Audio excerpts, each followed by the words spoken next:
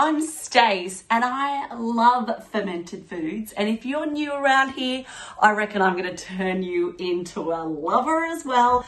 And if you've been here a while, you will know that I like to ferment everything and anything.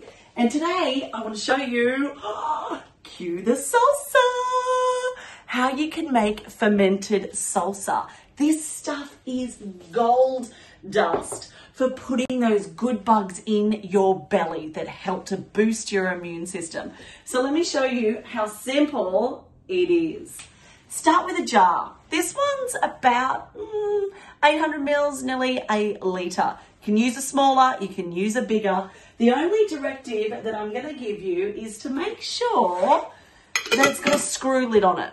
I find these ones are the best to ferment with and definitely, you know, the easiest to come across and just reuse from an old jar as well. You want a whole heap of tomatoes, and I'm talking the right tomatoes. Look at the colours in these. Some of them even have a little bit sad skin, tiny, because they are so ripe and ready to use. That means there's extra sugars in there, which is what you need to ferment these, right? And to make them taste great. So let's get going on it. I love some onion in my salsa. And the great thing about this recipe is if you don't like onion, go on and leave it out. The exact quantities are linked up below. So you can definitely scoop over. And then you can halve this recipe. You can go ahead and triple it. Do whatever you want, really, with it. I've used green shallots in this one. I have used brown onion, but I love the colour of the red onion, and I feel like it just goes really great with it. I like a bit of crunch in my salsa, so a good way to do that is to use some capsicums or red peppers, whatever you like to call them. I'm aiming to cut all of these, all of the veggies around the same size. You'll probably notice too, I'm actually using a bread knife. I find that the bread and the serrated knives help cut the tomatoes the best. And to be honest, I've just been a bit lazy and just grabbing out one knife. Now, if fermenting is something that you want to learn a little bit more about, because I know for me, I was buying sauerkraut, and whenever I had it with my dinner, it felt great. And so it should, because when you're eating your ferments with the foods, not only does it help you digest your food better, it actually helps you absorb all of the goodness that is in both the fermented food, but also the foods that you're eating it with. It is an absolute powerhouse. It's something that has been around for, you know, thousands and thousands of years. The gorgeous Germans eat their pork knuckles with sauerkraut, and Koreans with their kimchi, the Russians with their beet kvass. All of this stuff isn't new, but it's sure great to be drawing upon all of that traditional stuff when we're looking for modern day ways to not just preserve great foods, but up the nutritional value of them. And mostly for me, it's about my gut health. I really want as many good guys in there that I possibly can, because when there's more good guys in there, it means there ain't much space for those bad ones that sort of bring the coughs and the colds and the sniffles. I teach you all of this stuff in depth and about another 20 fermented recipes in my fermenting course. So just below, I've linked up the wait list. You might want to come and jump on that, because not only are we making salsas, and I show you how to make fruit salsas as well. Check this one out. It's a pineapple salsa. That on a piece of fish is, oh, so good. My kids love it. But I also teach you how to make kombuchas. I teach you how to make kefirs, sourdoughs, gluten-free sourdough too, if you're a little bit like me.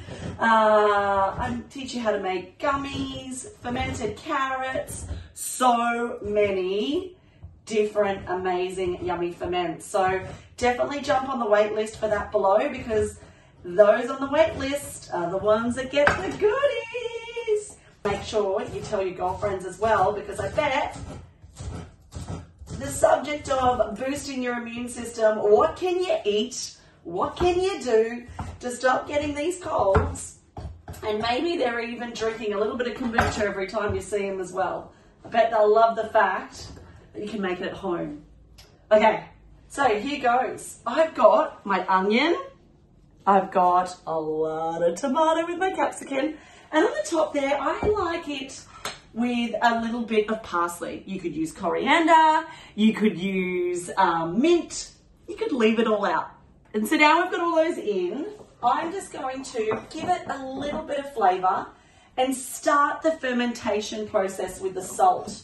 What the salt does is it basically is a way to stop the bad bacteria from growing and helps encourage all of the good bacteria, these are the good bugs, to start doing its thing and start the fermentation process. So you can absolutely do this with just salt, but if you're a little bit like me and you're a bit impatient and you really like to get in a varying range of good bugs into your belly, then you might like to do my trick, which is to actually use some whey. Now don't worry if you're like, what is whey? Well, how do I do that? I can talk you all through that in the full fermenting course of how to do it. But it is pretty simple. It is literally the liquid that when you open up your yogurt that sits there on top.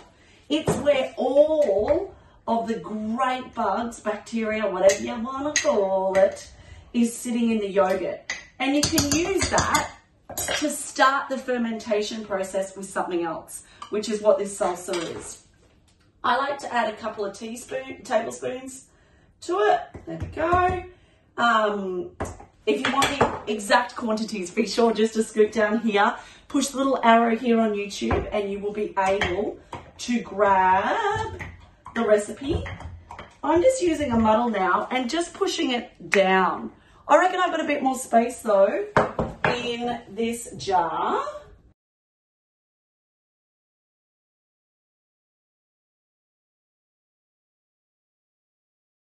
Get some paper towel. Is your best friend because you can clean it on up. I do run my jars through the dishwasher as well beforehand. If you have issues and you've had issues with mold before, then you may also want to do the trick of putting them in the oven. Next, my lid's going to go on, and I really tighten that up. So it's not just putting on, like I've given it there a good little turn. And you can notice, see, everything is sitting below it. I mean, look at that already. It looks delicious. And what this is going to do now is all of those good, great bacteria bugs that are in my whey are going to go to town on my salsa. What they're going to do is they're going to eat up all of the sugars that are in my tomatoes and start using that as fuel for them to build a whole army of good bugs. So that when I take a spoonful of it, it tastes amazing. It will be zingy. It will be zappy. It is awesome. All right, I'm going to leave this out of direct sunlight. You may need to put it in a dark cupboard if you've got a lot of sunlight in your kitchen, or, you know, just to the side. And I'm going to leave it for 3 days. If it's the middle of winter and you've got snow about, well, you know, let's just use our little noggins, and it's probably going to take you a week. But for me, it takes about 3 days. Here I'm in Sydney, and yeah, I'll show you what it looks like after. Alrighty, so my salsa has sat for 3 days, and you may notice that you start to get a little bit of liquid at the bottom, and your tomatoes have risen up. That's a really good sign that the fermentation is done. All you want to do next is open up your jar. You'll see it fizzle, you'll see it pop. Give it a taste, and I bet you'll notice that there's a little bit of a zing to it now.